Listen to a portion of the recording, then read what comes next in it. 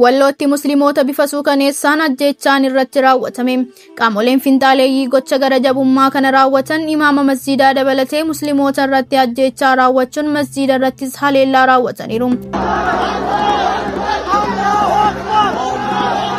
Godina Walloo Kibbaa aanaa Booranaa magaala Makaana Salaam ganda Duwwaa lama keessatti kan argamu masjiida hangafaa Nuur yookaan masjiida Haaji Nasruu jedhamuun beekamutti haleellaa qaamoleen finxaaleeyyii faannoo akka ta'an ibsame raawwataniin imaama masjiidichaa dabalatee namoonni biroo 4 ajjeefamaniiru. Haleellaa jimaata kaleessa galgalaa jechuunis fulbaana 23 2017 raawwatame kanaan imaama masjiidichaa fi itti aanaa walitti qabaa mana maree dhimmoota islaamummaa aanaa Booranaa kan ta'an Sheek Jamaal Kamaal fi waardiyyaa masjiidichaa Sheek Himaamin dabalatee musliimoonni 4 qaamota hidhataniin ajjeefamaniiru. Kanneen wareegamaniin alattis namoota biroo irratti miidhaan qaqqabeera. Haleellichi kan raawwatame galgala wayita salaata isaanitti ta'uun ibsameera.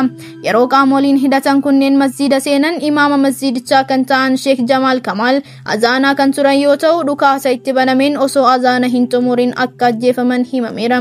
Guyyaa har'aa sirni awwaalchaa namoota kanneenii raawwatameera.